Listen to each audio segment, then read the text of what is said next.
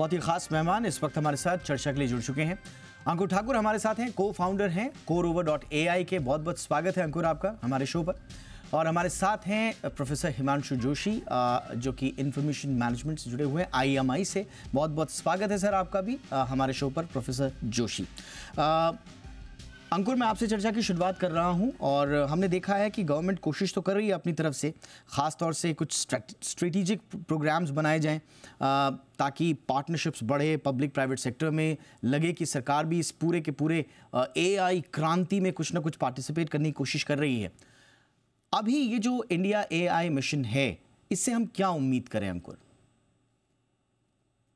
ये जो India AI mission है, इसमें अभी हमारे पास जितना हमारे इंडिया के पास डेटा है, उसका सही तरीके से इस्तेमाल किया जाए और उसको सही जगह पे लगा के एक ऐसा मॉडल बनाया जाए। क्योंकि आप देखो, हमारे इंडिया में इतने लैंग्वेजेस हैं, इतना डेटा है, उसका अगर हम सही इस्तेमाल करेंगे तो हम किसी को भी लीड कर सकते हैं AI में। तो ये मुझे लगता है कि अगर हम डेटा का सही यूटिलाइजेशन करते हैं और उसको प्रॉपर AI और आर्टिफिशियल उसमें लगाते हैं, तो हम आगे बहुत कुछ कर सकते हैं। एब्सोल्युटली। और इसकी जो की कंपोनेंट्स हैं वो भी इसी के इर्द गिर्द हैं।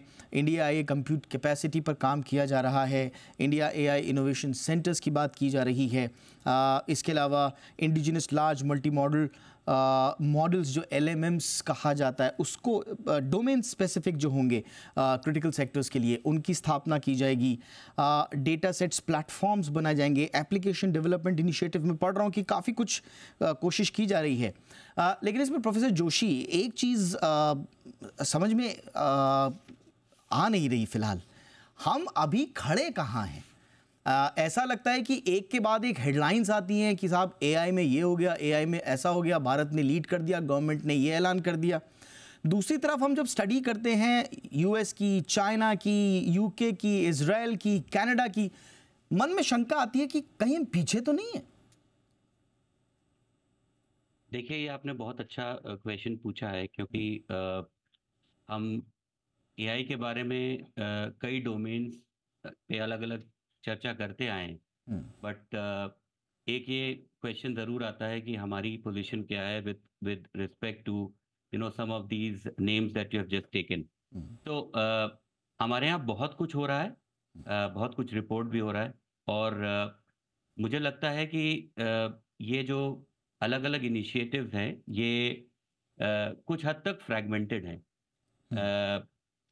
ये जो एक पहल है गवर्नमेंट ऑफ इंडिया की, आई थिंक ये एक उस डायरेक्शन में है जिसमें कि जो हमारी कैपेबिलिटीज़ हैं, हमारी जो इनोवेशन और हमारा जो टैलेंट है, उसको किस तरीके से हम इंटीग्रेट करके एक एक तरीके से प्रोसेस ओरिएंटेड तरीके से चल सके, सो दैट हम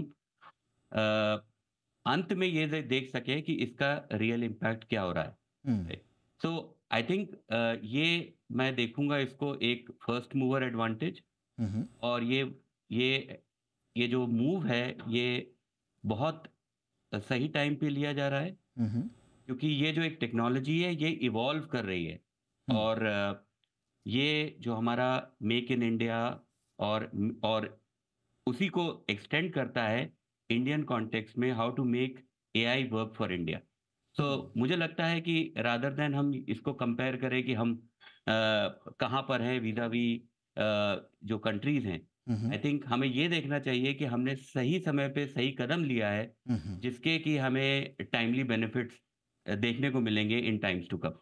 हाँ, बट प्रोफेसर जोशी, मेरा इसी से एक सप्लीमेंट्री क्वेश्चन ये है कि अगर हम कंपेयर ना भी करें तो मैं ये समझना चाह रहा हूं कि भारत के पास क्या वो मजबूत स्टेक होल्डर्स हैं जिन्हें कहा जाता है ना कि टॉप टियर AI रिसर्चर्स, क्या वो हमारे पास हैं या नहीं है? मतलब हम पैसा तो लगा देंगे, हम इकोसिस्टम भी बना देंगे, हम पॉलिसीज भी बना देंगे, लेकिन 60% टॉप टियर आपके बैठे हुए हैं AI रिसर्चर्स, वो US में बैठे हुए हैं। उसके बाद चाइना में दूसरे नंबर पर 11% टॉप टियर AI रिसर्चर्स बैठे हुए हैं। UK में बैठे हैं, फिर इजराइल में बैठे हैं, वहाँ उन्होंने बड़ी अच्छी टेक्नोलॉजिकल इंफ्रास्ट्रक्चर और रिगरस रिसर्च का पूरा फ्रेमवर्क तैयार किया है। कनाडा में भी पूरा गवर्नमेंट स्ट्रैटेजीज बनाकर बैक किया गया है।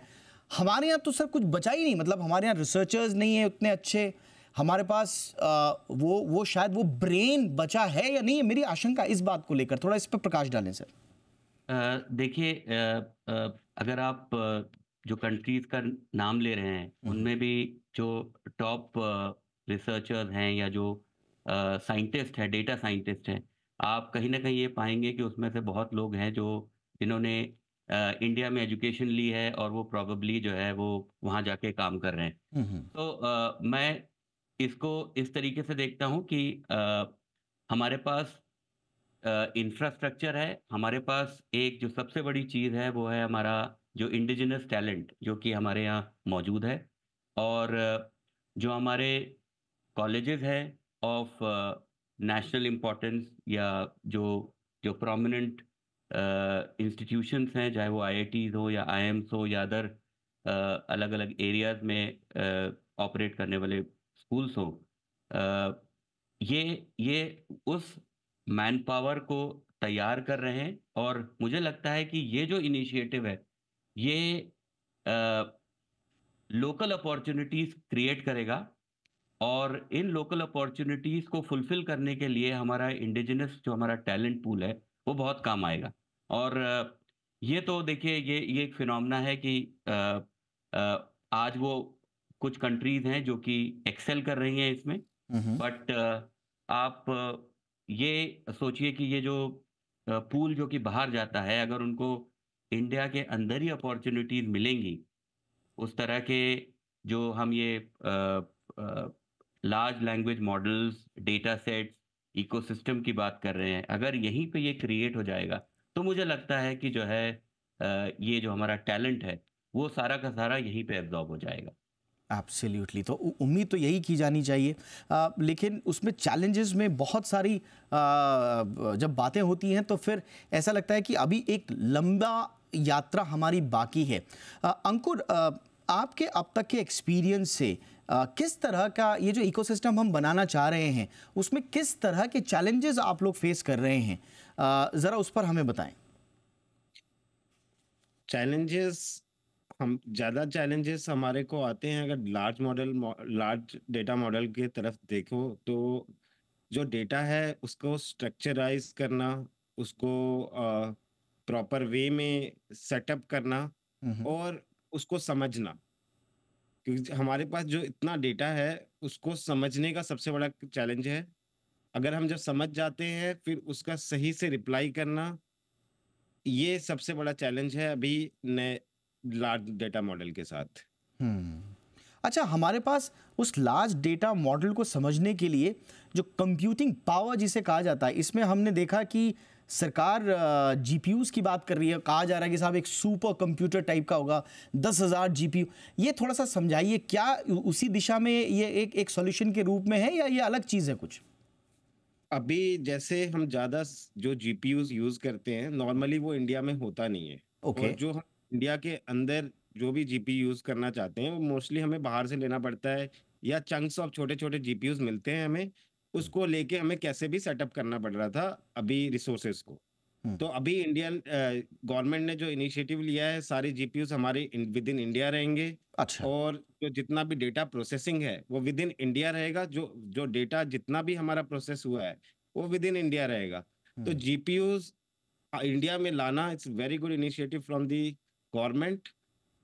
थोड़ा थोड़ा थोड़ा अगर आप प्लीज़, अगर अंकुर, थोड़ा ये कॉम्प्लिकेटेड इश्यू है, थोड़ा सा इसे अगर आप ब्रेक डाउन कर पाएँ, ये जीपीयू बाहर क्यों रहते थे और हमारे यहाँ हम इनको क्यों नहीं ला पाए, या हम क्या अपने नहीं बना सकते? हाँ, तो इंफ्रास्ट्रक्चर जो जीपीयूज है सेट ऑफ मल्टीपल कंपोनेंट्स है। जैसे अगर कोई भी जीपीयूज लेते हो, वो कंपोनेंट्स है उसके मल्टीपल सिलिकॉन इंडस्ट्री के साथ टाई अप है। अच्छा। जो अगर हम वो सिलिकॉन अगर हम इंडिया में कर पाए तो हमारे पास जीपीयूज हो जाएंगे। और मेरे ख्याल से गवर्नमेंट उसी को इनिशिएट कर रही है, जितना भी सिलिकॉन इंडस्ट्री है वो हम इंडिया में लेके आएंगे, हमारे पास बेस्ट जीपीयूज हो जाएंगे इंडिया। ओके, तो आप कह रहे हैं कि जीपीयूज को इंडिया लाने के लिए आपको उसके स्टेक होल्डर्स को, जिसमें सिलिकॉन, उनको भी लाना पड़ेगा, तब जाके आपको कामयाबी मिलेगी। ओके, तो ये मेरे ख्याल से ये थोड़ा सा मल्टी फेसिंग अप्रोच होगी। जीपीयूज हार्डवेयर है, और जो हार्डवेयर है, software is the another part, the hardware is the another part. We are just utilise, हम बस यूटिलाइज कर रहे हैं उस हार्डवेयर को फॉर अ पर्पस। तो अच्छा, अगर अगर हमारे पास वो हार्डवेयर आ जाता है तो हम यहाँ पे भी यूटिलाइज कर सकते हैं तो उसको। 10 इसलिए मैंने तो पढ़ा इसीलिए था अभी। इसीलिए इसीलिए अंकुर कह रहे हैं कि साहब 10,000 जुड़ गए आपके जीपीयू, तो एक सुपर कंप्यूटर टाइप का आपके पास हिंदुस्तान में ही आ जाएगा।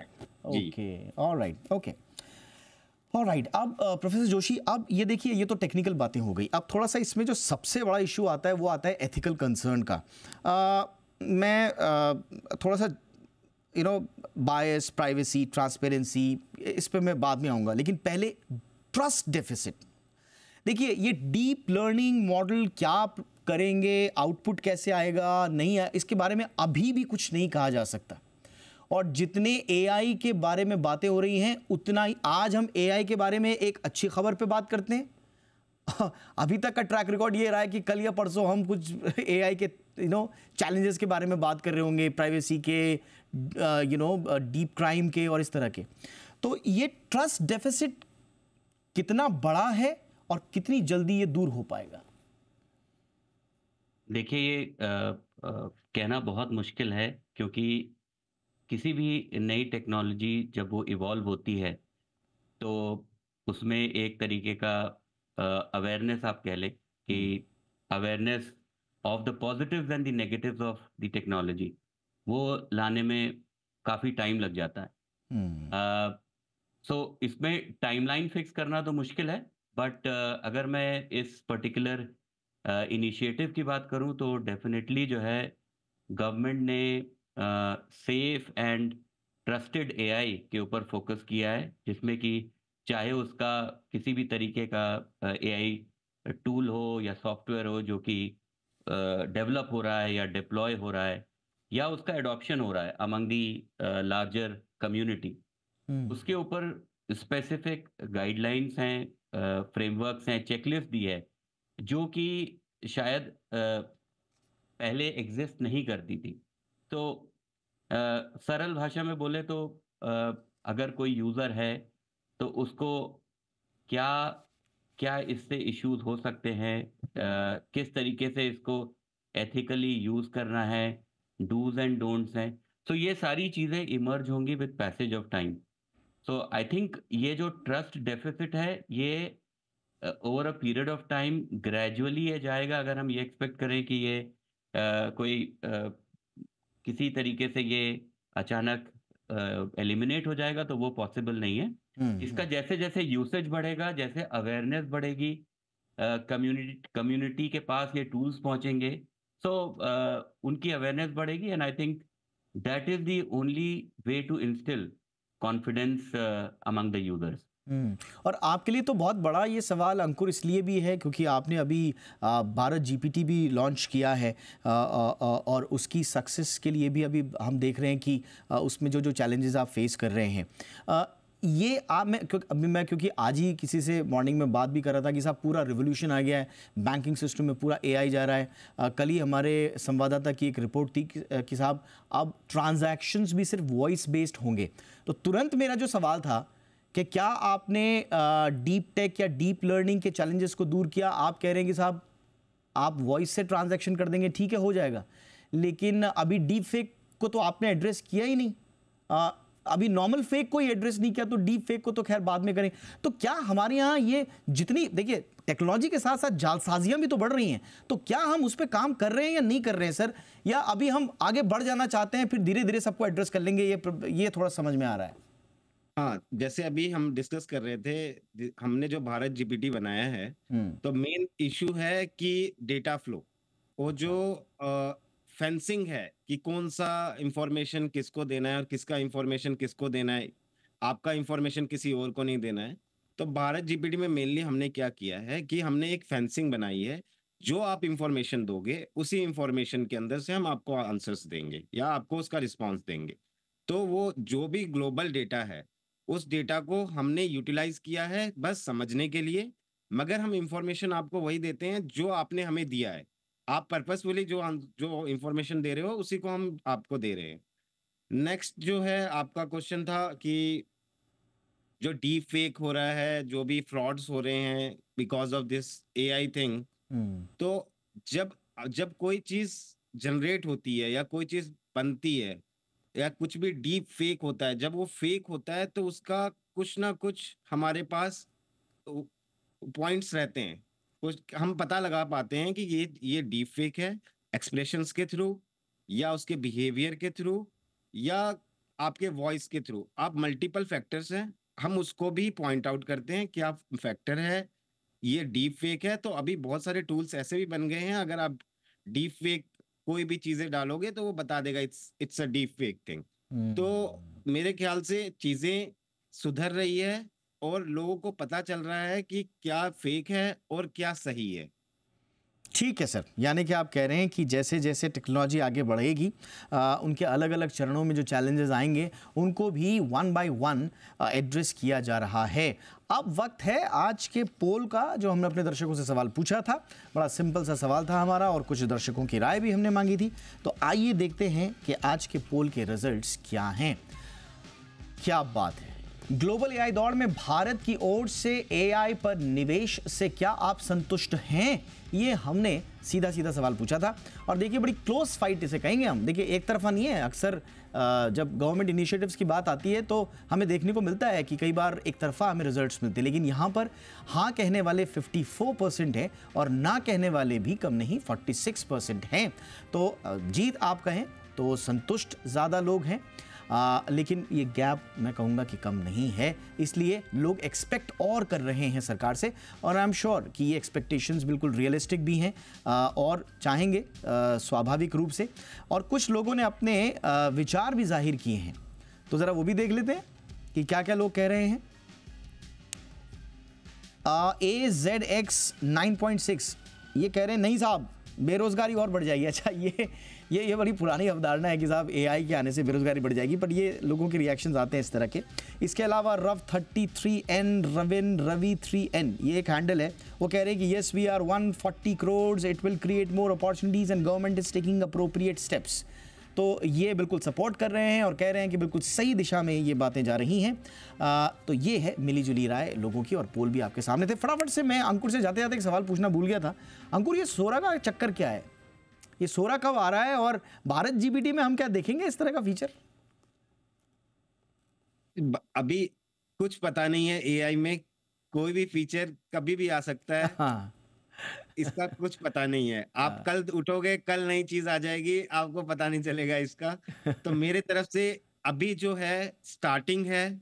हम अभी इसी छोटी चीज को बड़ा समझ रहे हैं, एक्चुअल बड़ी चीज होना बचा हुआ है अभी। नहीं, मैं इसलिए बड़ा बना रहा हूँ इसको कि कई लोगों ने हमसे कह दिया कि साहब सोरा और इस तरह की जो टेक्नोलॉजी आएगी, चाहे जो भी बनाए, चाहे भारत जीपीटी वाले बनाए, चाहे ओपन एआई बनाए, चाहे कोई भी बनाए, तो कह रहे हैं कि साहब आपकी जरूरत नहीं पड़ेगी, आपकी जगह कोई एआई आ जाएगा। नहीं, आप उससे एआई से ज्यादा इंटेलिजेंट हो जाओगे, आप उसकी हेल्प ले लोगे। ऑलराइट। अच्छा, आज दिलचस्प बात ये थी कि बहुत सारी रिसर्च हमने आज कोशिश करी थी एआई से भी निकाली। हमने एआई के बारे में एआई से रिसर्च निकालने की कोशिश की और काफ़ी उसमें हेल्प भी मिली। तो देखिए, आपने सही कहा, कब क्या हो जाए, कल क्या देखने को मिल जाए कुछ नहीं कह सकते, बट शानदार है ये इस रिवोल्यूशन वाले ट्रांजिशन फेज में रहना। हाँ, जो मैंने पूलिंग देखा था, मेरे ख्याल से इसमें अभी एआई का अवेयरनेस नहीं है इतना। लोगों को एक्चुअल में पता नहीं है एआई क्या है। लोग सोच रहे हैं कि उनको करेक्ट डेफिनेशन नहीं पता है एआई का। नहीं,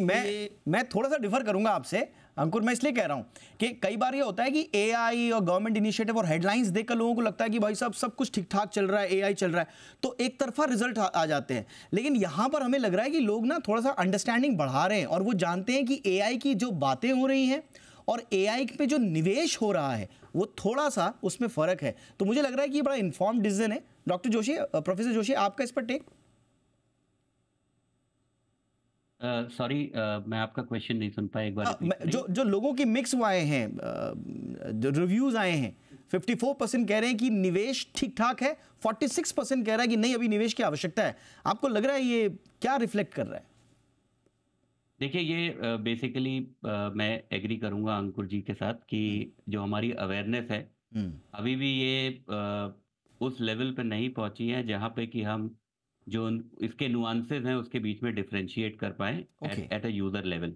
ओके। तो मैं वही कहूंगा कि जैसे जैसे एआई हमारी लाइफ में इंटीग्रेट होता जाएगा, परकोलेट करता जाएगा और हम इसका यूसेज जितना बढ़ाएंगे, वैसे वैसे इसके आई बारे में। थिंक ये जो परसेंटेज है जो आपने बताया 56 या जो भी बताया, ये over a period of time ये ग्रेजुअली मुझे बढ़ता हुआ दिखता है। और राइट, और उसके लिए निवेश बढ़ाना होगा, निवेश तो काफ़ी बढ़ाना होगा। देखिए यूनाइटेड स्टेट्स की हम बात कर रहे थे, सिर्फ प्राइवेट फंडिंग की जो आ रही है ना एआई के लिए, उसमें $249 बिलियन की वहाँ पर है। फार फार फार अहेड देन अस। इसके अलावा चाइना में भी हम देख रहे थे, वहाँ पर भी अच्छा खासा है, 95-96 बिलियन डॉलर के आसपास वहाँ पर। ये प्राइवेट इन्वेस्टमेंट है जो 2022-23 के आसपास के जो डेटा हमारे पास है। इन कंपैरिजन जो भारत में हो रहा है वो थोड़ा कम, लेकिन सही दिशा में हम जा रहे हैं। कम से कम आज की चर्चा के बाद हम ये निष्कर्ष निकाल सकते हैं। कुछ कह रहे हैं अंकुर? ये बनाया था। हाँ अंकुर। और सबसे अच्छा वही गया। आप म्यूट थे, आप रिपीट कर दें, क्या कहा आपने? मैंने कहा कि अमाउंट कोई डिफरेंस नहीं रखता, सबसे सस्ता सैटेलाइट हमारे इंडिया ने बनाया। अरे वाह, क्या बात है। ये तो ज़बरदस्त आपने काउंटर मारा है, वाह, लॉजिकल है एब्सोल्युटली। बिल्कुल, हम इंडिया हमेशा फ्रूगल रहा है टेक्नोलॉजी में, तो इसका ज़रूरी नहीं कि अगर हम कम निवेश कर रहे हैं तो उसके रिजल्ट्स बेहतर नहीं आएंगे। इसी उम्मीद के साथ बहुत बहुत शुक्रिया आप दोनों का। Ankur Thakur, thank you so much वक्त निकालने के लिए। Professor Joshi, thank you so much sir.